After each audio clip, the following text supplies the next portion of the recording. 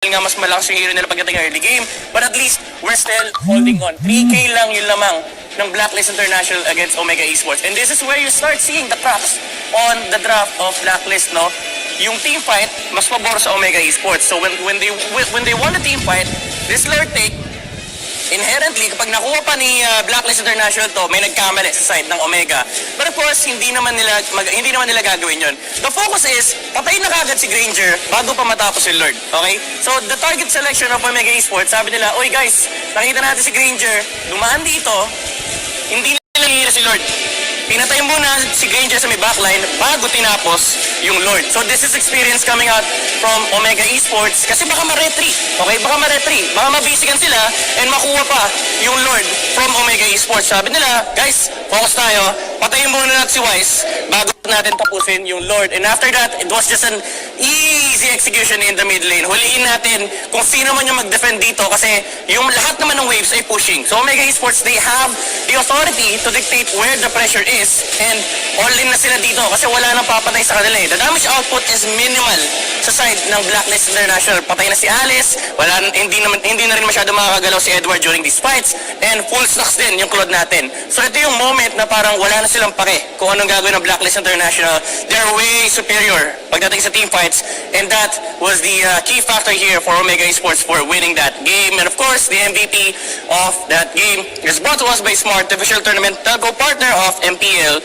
Break through your own limits, rise above, and be free to game great with free games for all the Kagura of Kurt TZ. Look at the ADA, 629, damage dealt of 69,162. Objective damage, syempre mababa lang ngayon. Pero yung kill participation, ito yung dahilan. Bakit parang nakahanging yung Omega Esports, no? Even though lamang na lamang sa early game lineup, ang Blacklist International, Kurt TZ played a lot of moves this game. And actually, yung pag-focus sa Granger kanina, sa kanya din yung credit na yon. And that is how Omega Esports was able to clinch a victory against Blacklist International. Feeling ko excited na talaga kayo sa ating Game 3. Malalaman na natin kung madedecode na ba ang Blacklist or sila pa rin ang magwawagi. Casters, ano sa tingin nyo? I think na gusto tayong bigyan ng malupit na laban para sa teams and we are just enjoying it. What a wonderful breakdown indeed. Rob, na-mention maraming beses yung Kagura, siya yung naging MVP ng match. Hindi natin masyadong na-focus during the actual game but gano'n ba ka-impactful? Lalo na yung pagtunaw niya with the yin yung overturn sa last clash. Yeah, I like that you mentioned, no? Among dun sa Kagura ni Kuretisi, yun yung naging key rin eh. I mean, yung burst kasi, potential from the Kagura. Tapos, given na ang hirap pa niya huliin, di ba? Tapos, ang maganda pa dito, objectively, si Hajisi talaga was actually just providing all the damage. Hindi, to be honest, that was probably the first time that we've seen a Claude na zero kills. Diba? It doesn't matter, regardless of zero kills, as long as you win the game. Yeah, makikita naman natin kasi yung kanyang pwestuhan, hindi lang naman yung zero kills yung kailangan tingnan, zero deaths. Yes. 13 assists. At nakita natin kahit naman yung damage output niya overall that match ay mataas din. So, yung mga pwestuhan niya around the map allowed Omega Esports to take that victory. Pati na rin yung kanyang crucial na pag-retribution dun sa last Lord. Diba? Sobrang crucial pa rin. Here we are, game number 3. Alam mo, Wolf, ramdam ko pa din yung retry na yun. To be fair, I think that is a 50-50. And anyone could be able to take the Lord. I think may skill pa si Lord na was may stamp pa na naganap. Tapos it was just that nakaready doon yung retribution ni Haji. Timely talaga yung kanyang pagkuha. And draft para sa game number 3, who will make the smart choices in the draft? Catch it next, brought to you by Smart, the official tournament telco partner of the MPL. Free to game great with Smart, free games for all. Alright, Wolf, we're back onto the drafting phase. Kanina, medyo mesmerized tayo na pinocus doon ng Blacklist International as their first pick nga yung Granger na we've seen na they could potentially have taken that or are they afraid na baka kunin ng Omega like the Rafaela together with the Granger pero they have to pero nakita naman natin they almost had that game, diba? Medyo nag-overstay lang sila just right after nakuha nila lahat ng mga turrets then from there Omega played it perfectly even dun papapunta sa may Lord. Halting differences with what we saw in the draft. Kanina, ang naban ng Omega Esports nung game number 1 was Digi, Benedetta, Paquito. This time, Benedetta, Paquito, Matilda. katulad ng draft nila, nung bans nila ng game number 2. Samantala Blacklist International, no changes sa first ban nila, Ling pa rin. Pero yung sinunod na nila doon was not Uranus. Although eventually pinan pa rin nila yung Uranus. And something na updating natin sa Blacklist International. Yes. By the way, yung Selena hindi pinapansin Hindi talaga, I suppose Blacklist International would want to ban an Eve dito, or they're probably just willing to give it up. So now for the side of Omega Esports, what's gonna be their first take? Ano yung ipaprioritize nila dito? We've seen na nag-work sa kanila yung mga Alice, diba? I rather the Harit dito, but the key is left open, and this is a big if, or rather what would be this Digi? Will this be a fitting Digi that we're used to see? Pero given kasi Omega Esport, the way they play the Digi is really at the time support. Yep. Diba?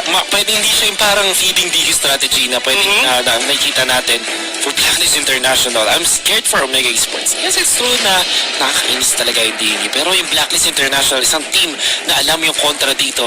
Yes. We might even see Hilda picked up para kay Eson eventually sa dulo ng match. But, eto na. The classic combo. The classic combo. Kung kanina iniiwasan ni Wise si Rafaela, pero right this time, ito na yung taga-nice one baby. Taga-nice one baby. Oo.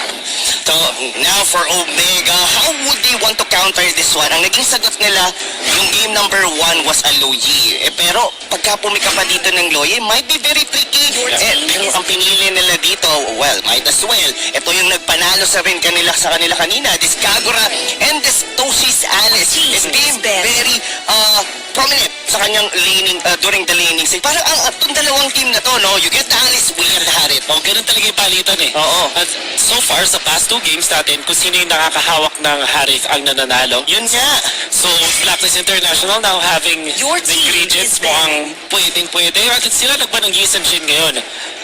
Oh. Do you think Harit wins games ngayon dito sa series na to, Wolf? Mukhang ganun na nga eh. Oo, Especially because of the fact na meron kang way para makakuha ng early game control. Yun yung natin sa Blacklist Your International. team is Ang banning. main condition kasi from Harith is just to make it so na pumunta ka sa late game. Yeah. Omega Esports, lagi nilang binaban yung Barat sa second phase. Pero yung lapo-lapo, feeling ko kailangan na rin nilang i-take note. Pansinin. Kailangan na rin nila indeed pansinin, no? Kasi we already know who's gonna be using this specific heroes, diba? That's gonna be Wise, that's gonna be Oheb. Pero for the side, medyo mesmerized pa ako dito sa Omega Esports, diba? The usual thinking of a Digi is, sabihin na natin this might be a fitting Digi. You would always want to have a strong side lane. Strong side sila. Oo. Pero given that this kind, the Alice, hindi natin consider a strong side lane, specifically on the early game, di ba? Parang kailangan niya pa ng konting push. So, this, kumbaga magkasama lang yung Digi na yan together with the Kagura in terms of rotation. Sumasabay. Sasabay sila dito sa early snowball potential dito ni Wise on the Granger. Pero right now, Blacklist International will be banning the Basha. And for Omega, ayaw naman nilang makaharap dito ang Estes. Yeah. Now Blacklist International still have Lapu-Lapu at pwede nilang kunin niya. Yeah. Lapu-Lapu, Granger, Harith, yung kanilang tryo sa mga cores, kumbaga.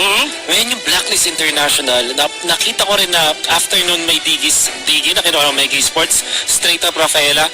Kasi napansin ko sa ibang teams na may kalaban na feeding Digi strat, hindi nila kailangan umuwi doon sa kanilang jungler kasi meron ka naman taga-heal.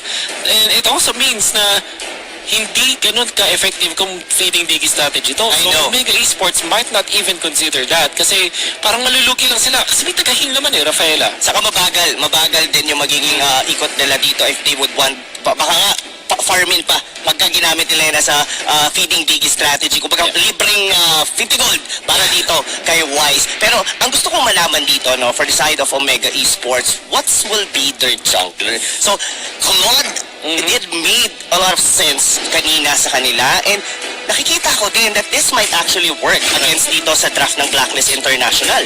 Oh, Hayabusa Claude or Hayabusa Roger perhaps. Yeah. Whether side lane, Hayabusa, laban sa Thams. Or even Ayun nga, Claude. Your team Lord, I was about to say na Haji isa sa paboritong hero niya rin kasi isa Hayabusa. Pero now we're gonna be seeing Kenji once again on this Hayabusa. It didn't get to work nung first game. Pero right now, Blacklist International, they're still lacking, it's Pwede sila either a tank or Pwede sila mag-Estes pa rin. Ay, sorry, Angela, yung mga ganyan. Yes. Pero I'm thinking, honestly, Hilda, kung talagang worried sila sa League strategy, knowing Blacklist International, ba, something that they can consider. But that might Popol and Kuka. not be it. Yes, well, what I'm about to say is, pag Hilda kasi, there might come to a point na baka maging taga-provide na lang ng mission si Hilda, hindi maging enough yung damage ni Y. So right now, we'll be seeing Blacklist International. So the main damage dealer coming from them is of course Oheb and as well itong Granger na to. Kanina, sinubukan ng Omega Esports na i-burst down kagad si Granger, and itemization-wise, nagawa ng paraan yon ni Wise. Will that be the same dito sa game number 3? We might see that, for sure. Lalong-lalo na ang Blacklist International, nakuha sila ng Popol and Rafaela. Nakita na natin to before. Sa kanila, yung sobrang taas ng tempo, ang taas ng sustain, map control will be there. So yung Omega Esports, this time, once again, mukhang i-concede ulit nila yung early game kasi yung Blacklist International sobrang lakas ng impact and prowess nila in the early stages. That's my opinion, but what about you, Rob? Yeah, I would agree with you. Na, kasi yung, sabihin na natin late game centric lineup dito ang Omega Esports. They have this Claude, they have a good minion wave clear in the sense of course, the Alice together with kay Kenji, di ba? Most of the time we see naman yung mga Hayabusa, they just use their ultimate just the same with the Claude. So parang parehas din ang thought process, diba? Specifically on the early game we're in, doon yung power spike ng Blacklist International. So how could you be able to push if you don't have minion? And that's gonna be it para sa side ng Omega Esports. And I don't see na ang Digi feeding strategy ay ang option dito para sa Omega. They can, pero parang hindi ganun ka-effective. Honestly, if you're thinking about yung traditional na Digi natin pang-push in it, but okay, eto na nga. And they are somehow proving us wrong once again. I get the point. I get the point with you saying na hindi siya mag-work. Pero ang tingin ko ang gustong gawin dito na ni Hayes, or I think that was the Digi, is just provide vision. Tapos yung side lane nila mag-work lang on its own. It definitely can work, if you think about it. Kaso, ito yung problema. Ang main reason kung ba't gusto mong kumawa ng feeding Digi strategy is lahat ng lanes mo dapat ang lalamang. Yes. With the kill mula kay Edward sa side lanes, ako malaking question mark yan. Titignan natin yung gold. Blacklist International, 4.5k. So, ang strategy ngayon dito, Wolf, ng Omega is, kumbaga, ito si Hayes dito will just stick around dito sa Granger na to up on the end of time. Okay? So, ngayon, Blacklist International, since ginugulo dito si Wise, his support dito si Eson will just have to stick around together with Oh My Vitos. Now, it's all about the side lanes ng Omega. Ang bilis ng minion wave clear both, at ang ginawa ngayon dito, nag-switch pa sila, si Toshi at si Kenji. The bigger problem here is si Wise ay isang Granger. Hindi niya kailangan ng mana. Hindi niya rin kailangang umuwi kasi may Rafaela naman siya. So, hindi magiging effective ang League strat. Hindi ganun ka-effective kasi HP lang no? And given that nandito rin naman yung taga-provide, nandito yung kanilang mga healing na gamit from Eson. And not only that, you would want na magkakaroon ka ng feeding Digi strategy and magkakaroon ng space yung jungler nyo. But HJC is not getting the part that he needs. Blacklist International fully prepared for this. Kinuha na kayo Turtle sa ngayon at nakakuha na naman na additional na kill. This time, ginamit pa nila si Edward para lang talaga sigurado. At dahil dyan, lumaki na ang laman ng Blacklist International sa mga feeding Digi strats. By 5-minute mark, dapat makikita mo na yung difference. But Blacklist International, 2.5k doon sa Granger. Tignan mo yung jungler ng Omega, 1k lang. Ang galing din ng ng disguise ng Digi rito ng side ng Omega Esports. Regardless, doon pa lang sa emblem na naka-pull yourself together siya. Usually kasi you would see yung mga feeding strategy, naka-magic sila or naka-mage emblem. So, well, it's still medyo overcommitting si Oheb dito. Oh no, dito mami Art of Thievery. Ni GC nabol dito si Oheb. Still gets the kill. Kaso, Torre, yun nakakuha ng kill, which means na hindi na credit. Yes. Ang galing ng thinking doon ni Oheb.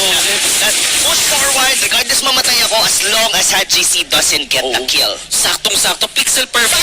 So yun na. Speaking of sakto, that flame shot sumama doon kay Eson. And Scout din kasi ni Hayes eh. yes. Pero isipin mo, no? This is quite a lead coming from Blacklist International, almost 2,000. But ang good news lang for the side of Omega is hindi naman sila na-force out na mabasagan kagad compared to game number 2. Napasag agad yung kanila top lane. Nakikita natin ngayon na si Oheb ay maganda yung start versus Kenji. And that's good si Kenji kasi 0 with 2 on Disciple sa mahihirapan yata makarecover dito ang side ng Omega Esports. And alam mo yung Blacklist International at tataas na ng KDA nila for this, tapos makakakuha pa sila ng ganito. And 16-0 na si Wise. I'm sure after this week, ang taas na stat line na bigla. For sure. Ang ginagawa lang dito ng Omega, no? Parang pag wala ng blazing duet, mag-clear tayo dito. Tapos sa top lane, ganun din. Even with, kumbaga yung tatlong lanes nila dito, talagang literal tagpa-turtle lang sila, hinuhold lang nila.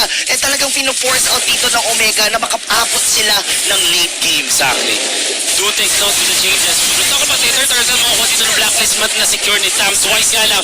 Bullet sa may likuran. Kaso si Toshi may flicker. Ginamit na rin yung flowing blood. Gets the kill. Magandang shutdown. At makikita natin dito ang time journey na ginamit. Ang naman si Toshi. Oh my goodness, with the lakap nga lang. In kontra si Hayes. Mapapatumpa. Pero feeling lang yan. Hahabulin pa ba nila Eson? They do have the slow. Kaso may flowing blood na naman si Toshi. Ginamit agad. Hinabol ni Tams. Kinagat na nga ni Edward.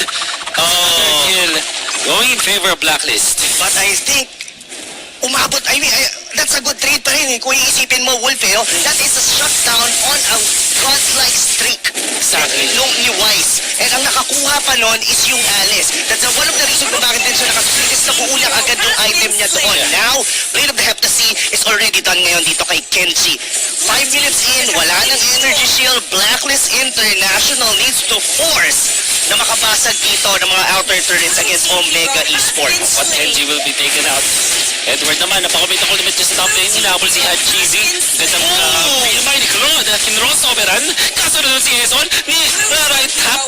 Normal attack. Normalan lang lahat para kay Eson. Hindi pa nag-trigger yung Cyclone Idol eh. Makakadulas pa sana siya doon, but the light of retribution will seal the deal dito para kay Hachizi. So far dito, Blacklist International, sila pa din ang nagmamando. We've seen this time and time again that they are very precise dito sa mga early to going into mid-game. Kaso ang strategy ng Omega, we all know no? Na they would like to work it on the late game. The question is, Wolf, paano nila to itutuloy-tuloy? We're still 6 minutes in. Pero makikita natin na medyo nahihirapan na sila dito, Wolf. Yeah. One thing that they can do is abuse yung shutdown gold ngayon na nabago na. Mas mataas na yung cap ng shutdown gold. At based kasi siya doon sa kills eh. Yung kill streak.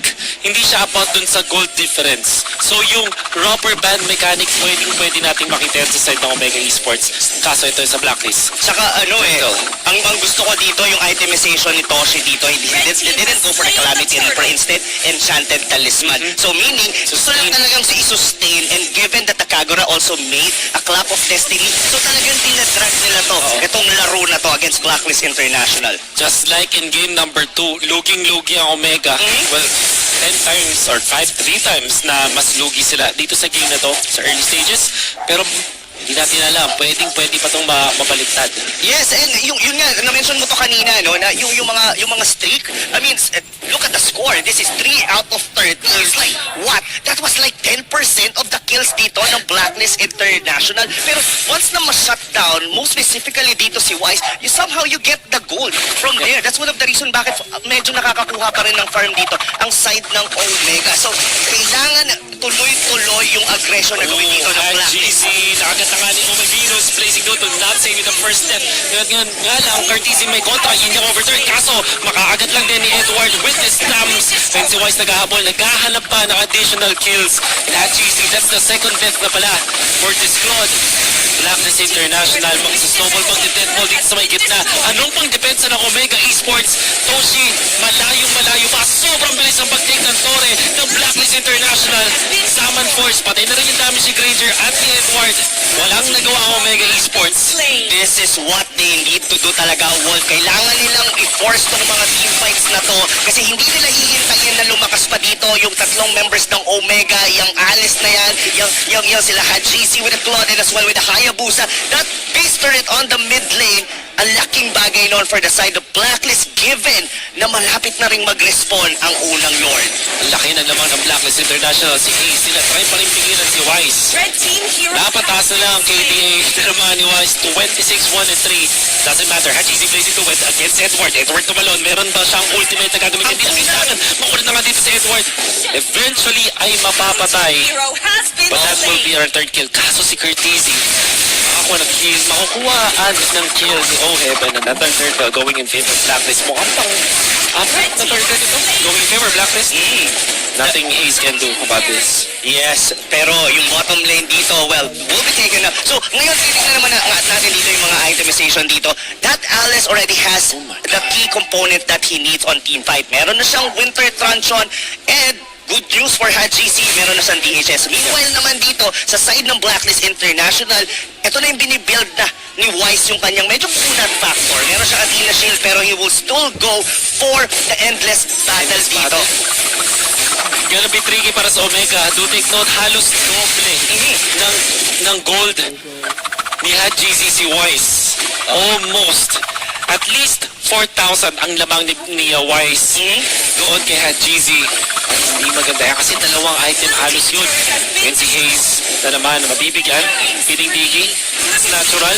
Top lane nga lang yung mga outplay na naman. 2 versus 1 kay Edward. At so si Edward pa yung mananalo. At nakuha pa ng kill. Oh my goodness. Blacklist International sa baba naman. Bottom lane. Mananalo Blacklist and all of a sudden sa isang iglap.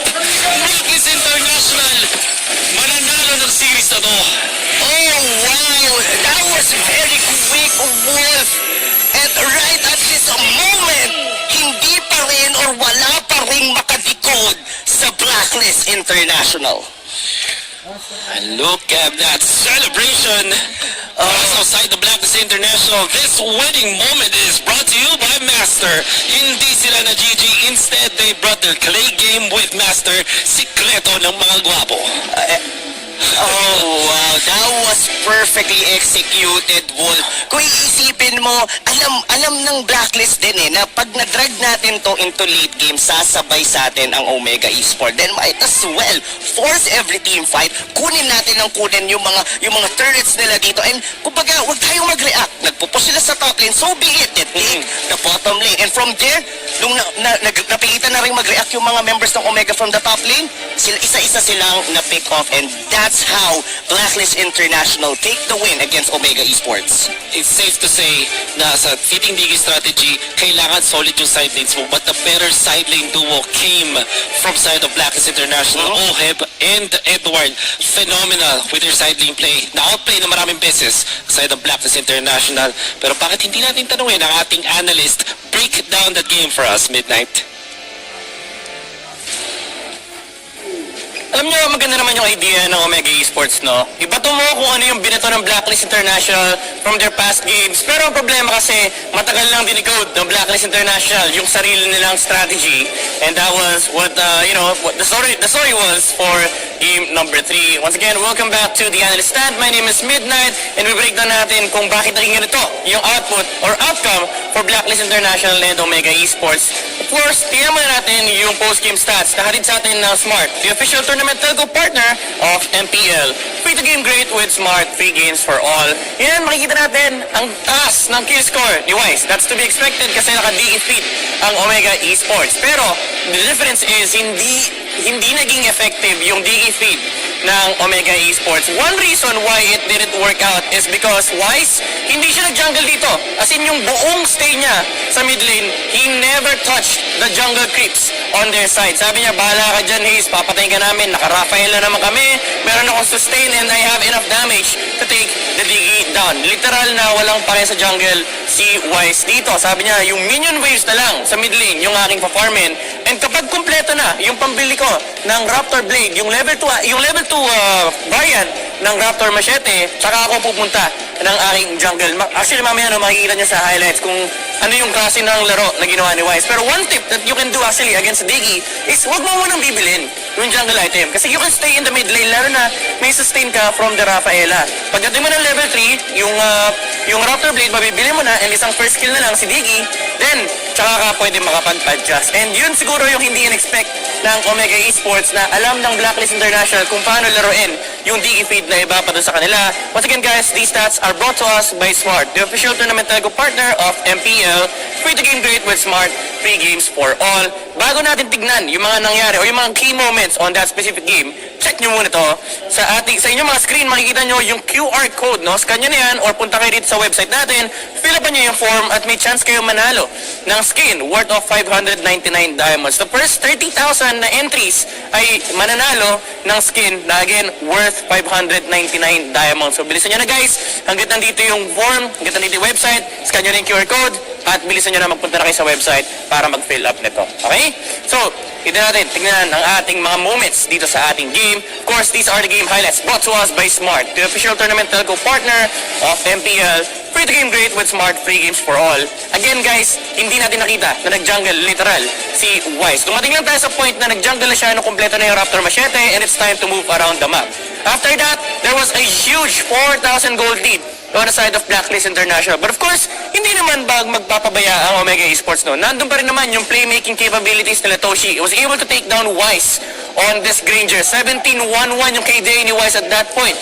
So, he was amounting to a huge value, no? Napakataas ng net worth na mabibigay sa Omega kapag napatay si Wise. But that didn't stop there. Sabi ng Blacklist International, okay guys, reset tayo. And again, ang ganda ng ginagawa ni Edward.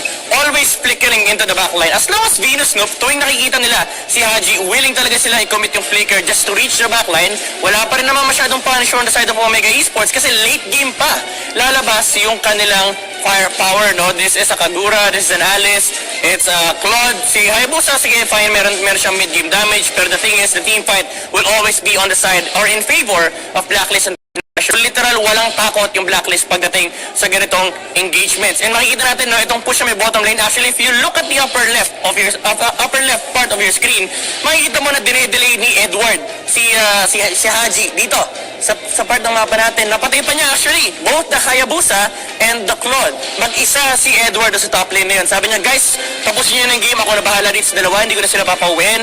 And hindi na tayo mabot sa late game na hinahanap ng Omega Esports as it was an easy and clean victory here for the side of Blacklist International. And the MVP of our game, again, hatid sa atin ng Smart, the official tournament telco partner of MPL. Break your own limits, rise above, and be free to game great with Smart. Free games for all. This squad led by the Queen, Oh My Venus, KDA of 2,111. Damage dealt of 23,521. Dagdag na rin natin dyan yung objective damage na 5,573. Damage taken of 15,638 and kill participation of 29%. Ang nakakaanoy kasi sa presence ni Popol Gupa in this game is the ability to control the heroes and at the same time poke damage on the side of Omega Esports. And yan lalo yung nagpahirap, no? Yung compose na nga yung laro ng Blacklist International, pinatong pa natin yung playstyle ni Venus on Popol Gupa just made the life of Blacklist International much easier as they take game number 3 against Omega Esports. Napakaganda and napaka-exciting ang ating mga games. Pero meron pa tayong isa, no? So guys, huwag kayo alis at ipapatanong kayo sa ating mga casters. Maraming salamat, Midnight, on that breakdown on the analysis of the match. Nakita naman natin halos lahat ng anggulo. Pero ang tanong ko ngayon, Rob, anong solution? How do you break the code? Oh, maraming teams, marami talaga na nagtatanong, paano ba? This is almost a perfect run talaga for Blacklist International on Season 7 ng ating MPL. Pero commendable talaga yung tamos doon ni Edward. Yung pag-outplay niya with two members of Omega, one of the reason bakit natapos din agad-agad yung laro na yan. Yung barats niya no last week, ngayon, naging permanent ban ng Omega, ngayon yung tamos ngayon. So to answer your question, sobrang hirap dahil ang dami mong kailangang isipin para dito sa team na to. And yet, wala pang nakaka-break ng code ng Blacklist International. Omega Esports now back to the drawing board. And that has been your match number 2. May isa pa tayong match, but we reminded that the MPL Philippines Philippines Season 7 is presented by Smart, the official tournament co-partner of the MPL. Free to game rate with Smart. Free games for all.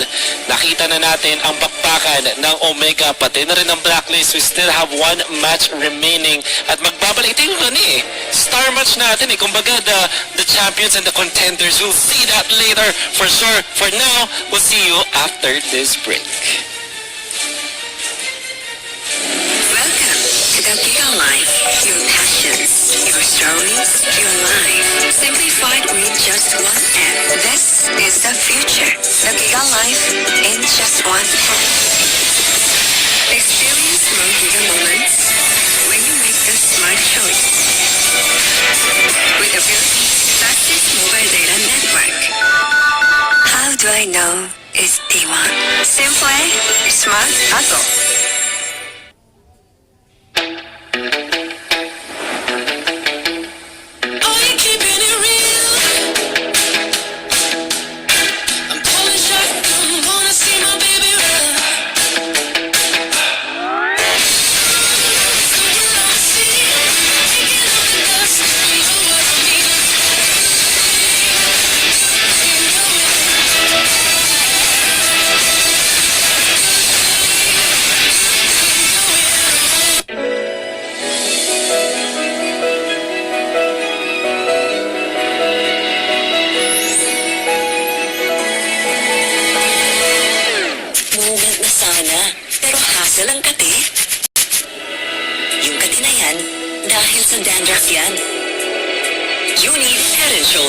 Unlike beauty shampoos, tanggal ang dandruff that causes kate. No more hassle sa moment.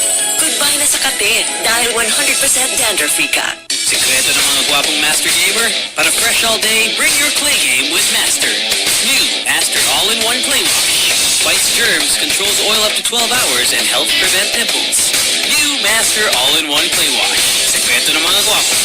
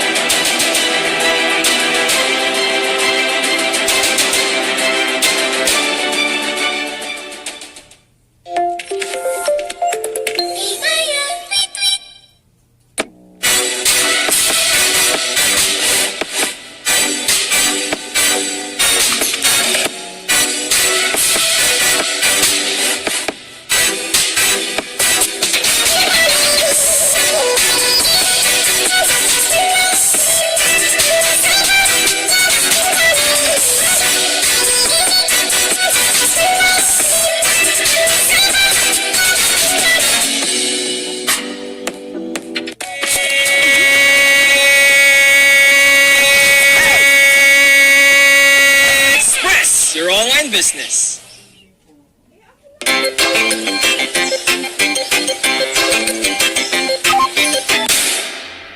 Express your online business.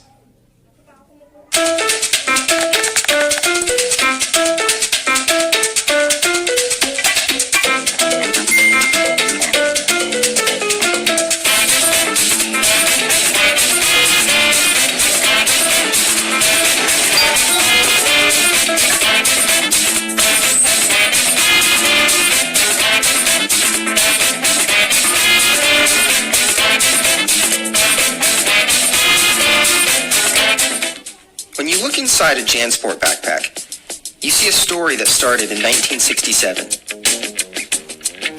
And since then, our mission has expanded to helping protect our environment for future generations to enjoy. It's a work in progress, but just this season we've used the equivalent of 13 million bottles worth of recycled polyester in our most popular backpacks. When you look inside a JanSport pack, you see our commitment to this brilliant blue planet we call home. And we're just getting started.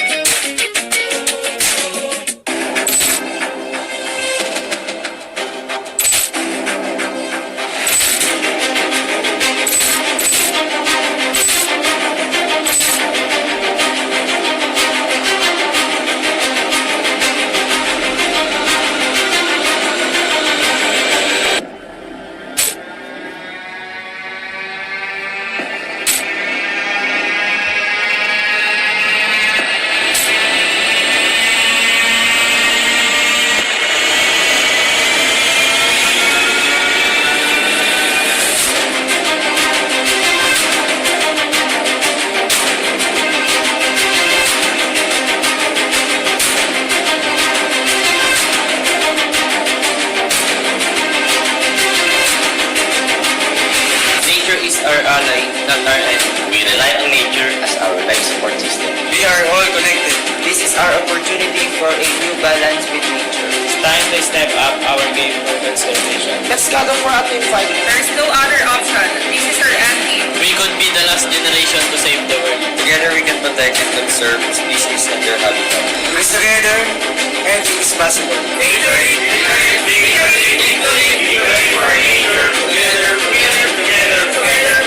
possible.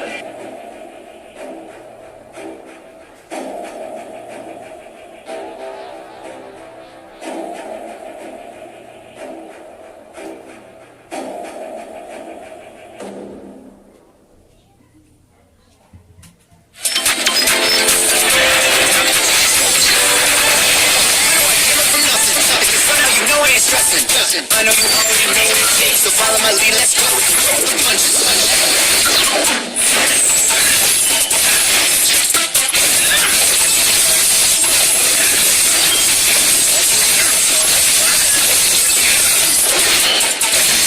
Listen to music, feel it. It's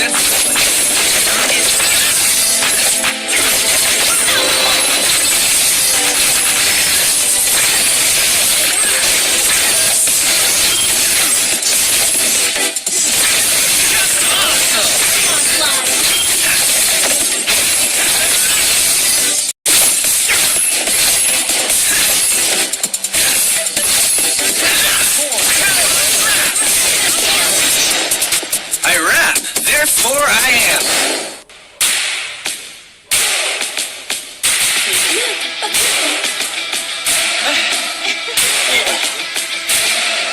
Everyone will be a lead.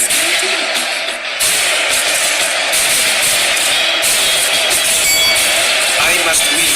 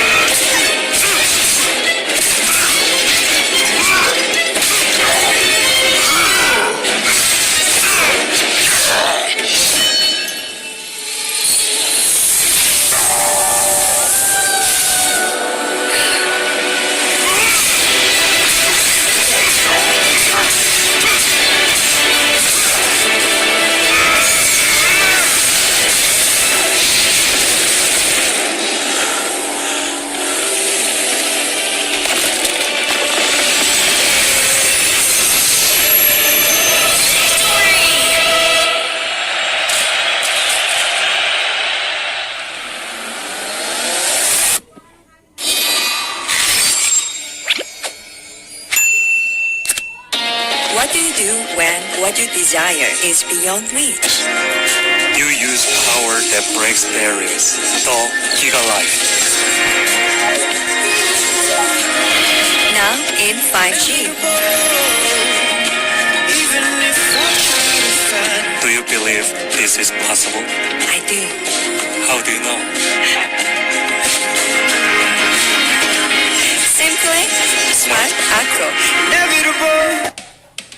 Hey guys, I'm here with Kate and Bea. Bad timing ang kate. Baka dandruff yan? Use Head and Shoulders every day. Unlike beauty shampoos, tanggal ang dandruff that causes kate. Para di babalik-balik, katigal for good na. Dahil 100% dandruff-free ka. Hi guys, I'm here with Kate. Para araw-araw, close na close. Max pinabango pa.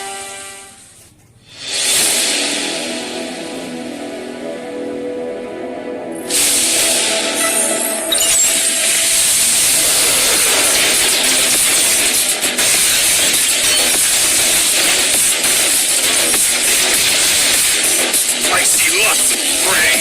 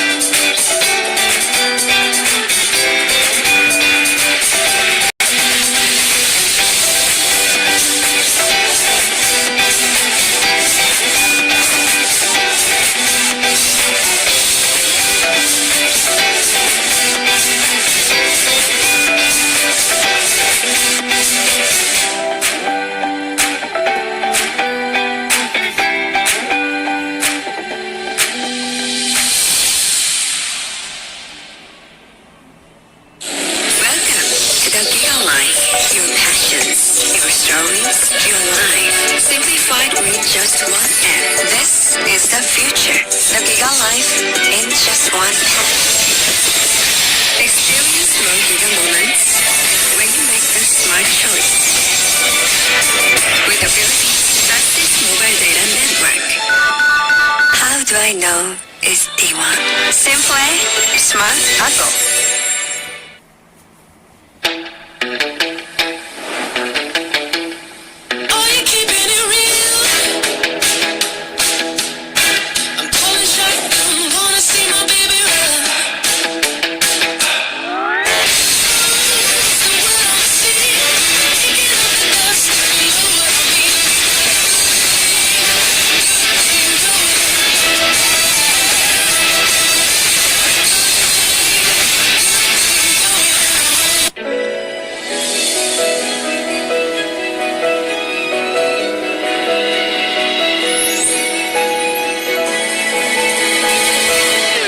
Moment na sana, pero hassle ang kati. Yung kati na yan, dahil sa dandruff yan.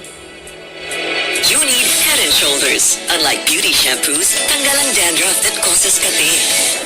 Welcome back to MPL Philippines. Sana okay pa kayo? My name is Leo, your panel host for the day. Sitting in for Mara Aquino. I know you guys miss her. Magbabalik siya very, very soon. MPL Philippines Season 7 is presented by Smart, the official tournament talking partner of the MPL.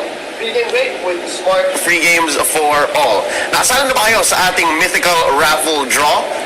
Go ahead and scan this QR code and visit the URL, answer the form, and you could be one of many to win goodies from MPL straight up into your account. Next week, i-announce natin ang mga mananalo sa weekend na ito.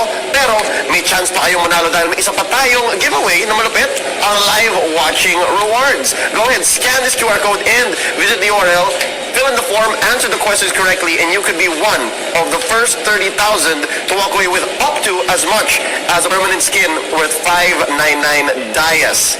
MPL Philippines Season 7 is presented by Smart, the official tournament telco partner of the MPL. Break through your own limits, rise above, and be free. The game great with free games for all. Get 1 gig a day for Mobile Legends, Facebook Gaming, and more. Plus, free 1 gig a day more for 7 days. Just dial *123# or download the Giga Life app and choose free games. Once more, welcome back. Magsisimula na ang isa mga pinaka-aabangang laban. At sa totoo lang, kinikilabutan ako. Dahil sa pag iniisip ko itong laban na to, naisip ko lang Balagbagan ML. Joining me here is going to be Uwami and Rob Luna to try and break down this match before it begins. Rob, are you ready for this? Sobrang ready ako.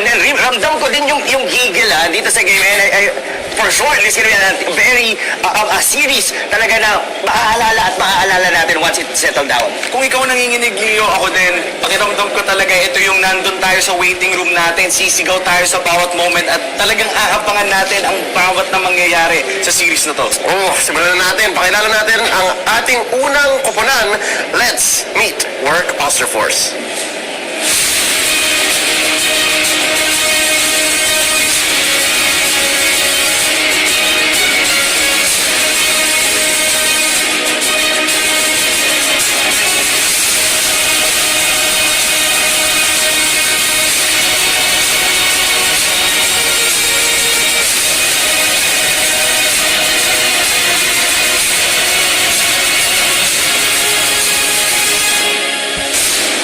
Dubbed as the super rookie of Season 7, Work Oster Force is making waves. Their last outing, they almost decoded Blacklist International, but this time around, they're going up an old flame. Known to be the scrim partner of the world champions, Work Oster Force has more than earned that title. Rob Luna, anong pagkakilala mo sa Work Oster Force? Yeah, so I like that you mentioned na screen partner. So that was way back the main qualifiers before they actually went on a run dun sa main quali na never na natalo. Na-compare nga yung kanilang dalawang jungler. And to add on it, nung nagpunta kami sa bootcamp raid nila, Carl TZ is really looking forward na makaharap si Chu sa MPL. Ooh. I think everyone, all of us, lahat na nanonood, you included, ay excited para doon ang paghaharap ni Chu at ni Carl TZ. Ito ang magiging lineup ng Work Oster Force in this matchup. Unravel, Chu, Arteezy, Trimartizi, and Kusei. Man, looking at this lineup, this is the classic work Osterforce lineup na nakasanayan na natin for the past few days. All of them are quite effective in their roles. It's quite, may papaisip ka rookie ba talaga tong mga to? Dahil when they play in their A-game especially, it feels like they are unstoppable, but they are facing the world champions right now. Might be the biggest task na kailangan nilang gawin for this regular season. I agree. That's not even a question. I think this is the truth here, that Bren Esports and Work Osterforce are both preparing for each other. Nag-aantay na lang sila. At ngayon, magaganap na ang labanang iyon. Kilalanin natin ang Bren Esports.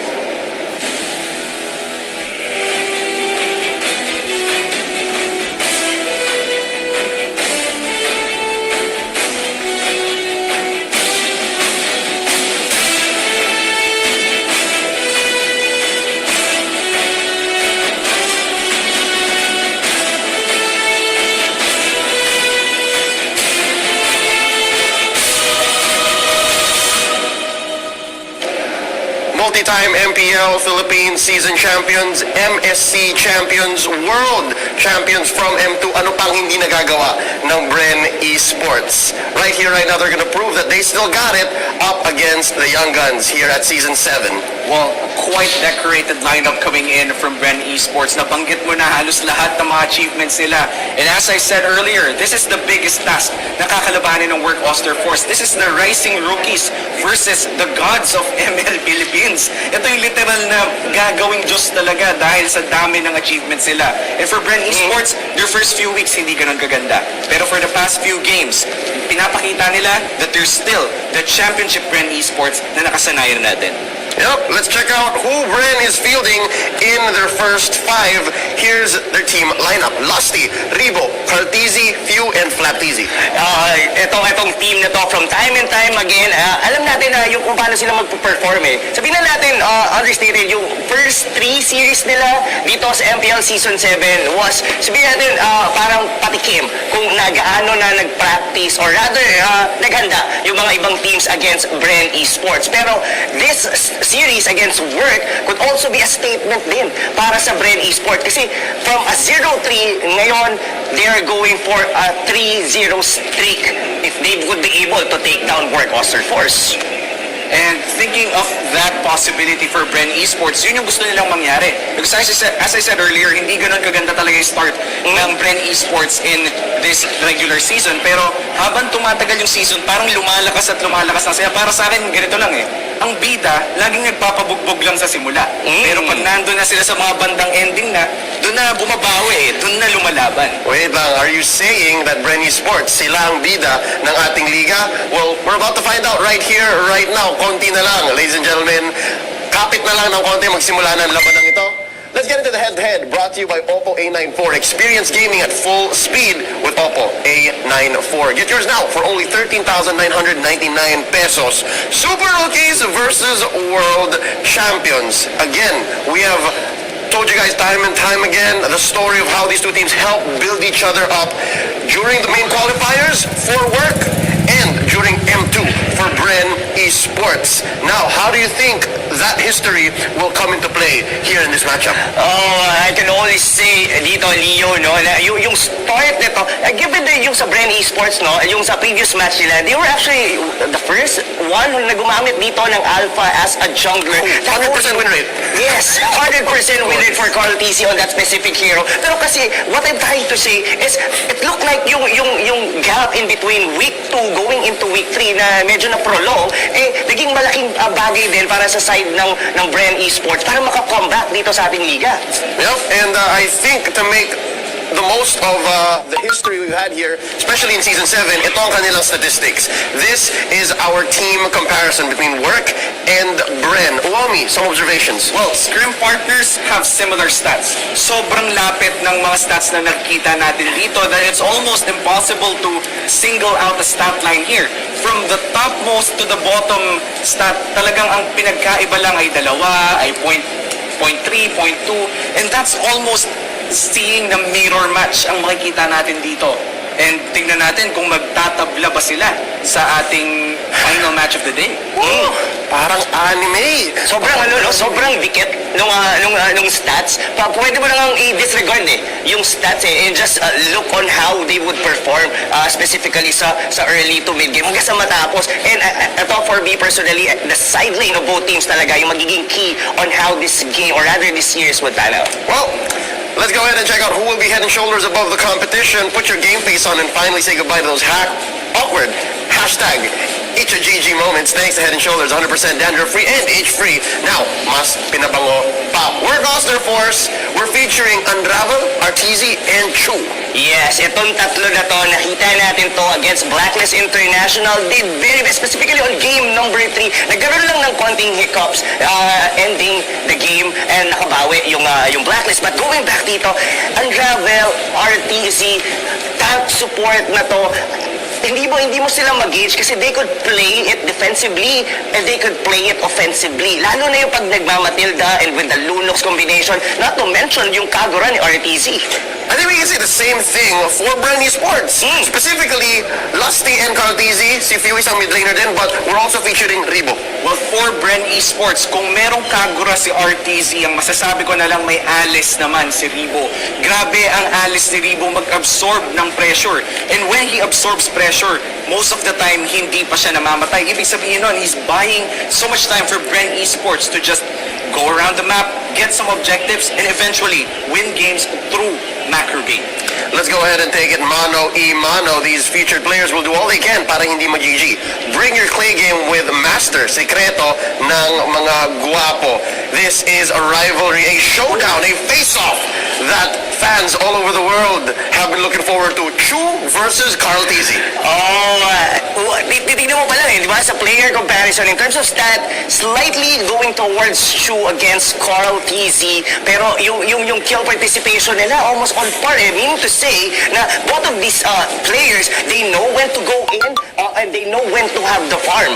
And looking at their gold per minute as well, sobrang dikit. 30 gold lang ang pinagkaiba. Ibig sabihin, both cores are very efficient in getting those objectives, getting those last hits, and just getting the camps as fast as possible. Gold per minute is a very important stat to look at when you're looking at cores. And if you're looking at the same stat line for both superstar cores, we're in for a beautiful series. Let me just say their hero pools are also slightly similar.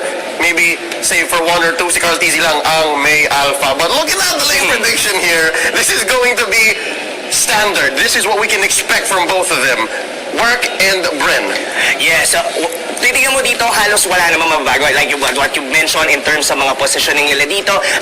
It's very rare na makita natin na magpalit-palit sila dito ng role. Pero I would really like to emphasize dito, Leo and Omi, is yung side lane of both teams. We've seen Flat PC na medyo nag-underperform in the previous series na nagiging laro nila. Regardless, they win the series. And for Work Oster Force, ito yung nagiging key of them winning the game. I'm not saying that their mid lane is not working well, pero yung dalawang to, Kusei and Trimartisi is really doing well for Work Oster Force. Nabanggit mo yung mga side lane at gusto ko rin banggitin ang support match naman ng roaming dito, Unravel and Lusty.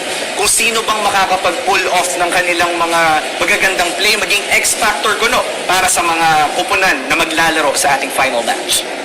I say let's just let them fight. Ladies and gentlemen, simulan na natin ang labanang ito. Bren versus Work Oster Force. Let's go to the desk.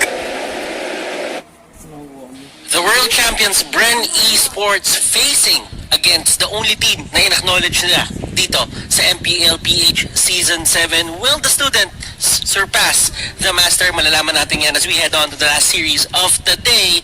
But to remember, MPL Philippines Season 7 is presented by Smart, the official tournament telco partner of the MPL. Free to game great with Smart. Free games for all. Welcome to the Caster's Desk. Ako nga pala si Butters, ang inyong anchor. Kasama ko ngayon si Manjin, ang inyong analyst. At kami, ang inyong laban casters. Here we go, guys. Pero syempre, bago tayo magsimula, nais namin ipalaala sa inyong lahat ang ating COVID-19 health and safety protocols as we continue